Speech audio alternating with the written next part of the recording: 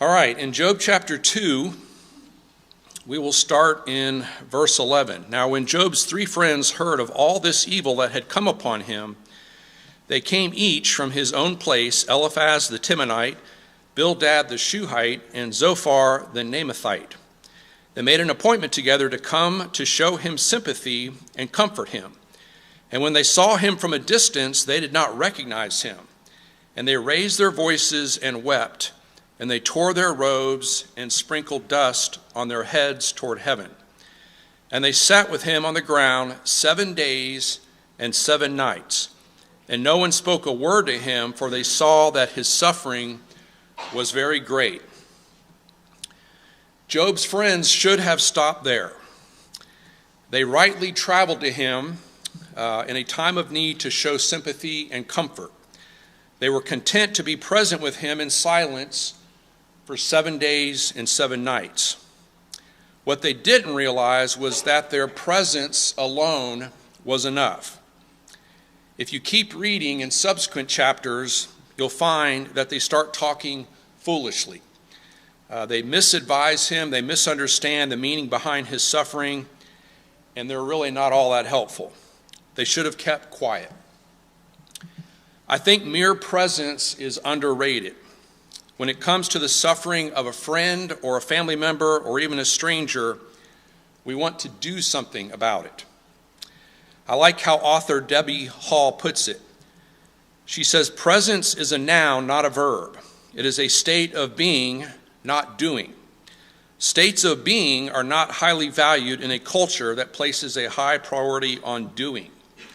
Yet true presence, or being with another person, carries a silent power to bear witness to a passage, help carry an emotional burden, or begin a healing process.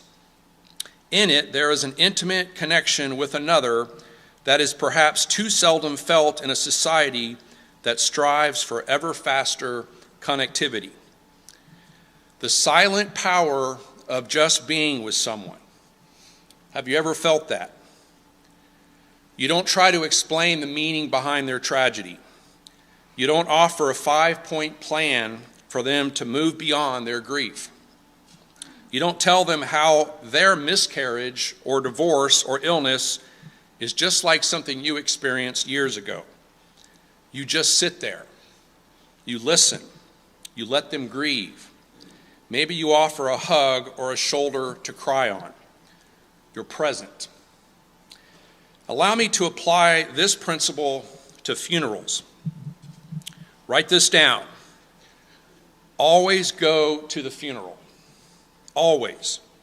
I say that as someone who dislikes funerals to my core. In my ideal world, the only funeral that I would attend would be my own. I don't like community mourning. I would rather mourn alone in my closet. I don't always know what to say to the next of kin, especially when the deceased was not a person of faith. It's awkward at best and quite sad. The 2 hours of sobbing remembrances for someone I hardly knew are tedious. I don't even like putting on a coat and tie. Still, whenever possible, I go to the funeral. Why? Because it's not about me. To become more like Jesus, I must act more like him and less like myself. I need to follow his word rather than my own instincts. Regardless of inconvenience, I need to carry the burdens of others. Galatians 6:2.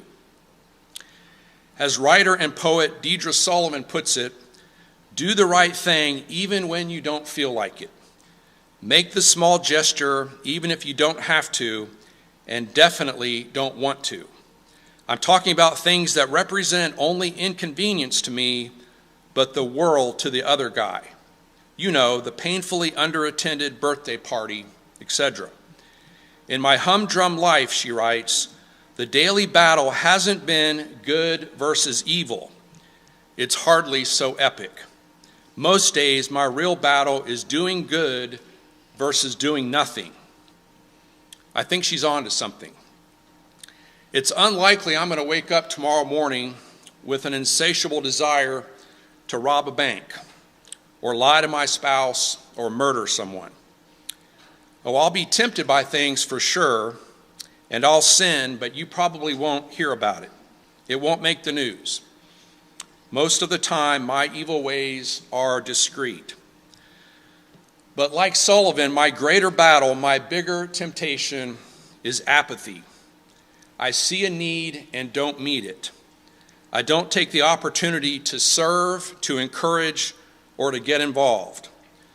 Too often, I'm unwilling to even be present. So let me ask you this. When a friend is in crisis, should you go? Should you intrude on a loved one's personal phase of grief? I would say, unless specifically told otherwise, and maybe even then, go. Just go. Just be there. Go to the funeral. Go to the bedside. Go to the disaster zone. Whenever possible, wherever there are hurting, grieving people, be there. If torn on whether to go or not, go. Don't hesitate to be with someone in need, even if there's nothing you can do for them. Err on the side of being there. John 3:30 says, "He must increase, but I must decrease." I must also be present. So I'll say it again. Go to the funeral. If you have any needs tonight, we invite you to come while together we stand and sing.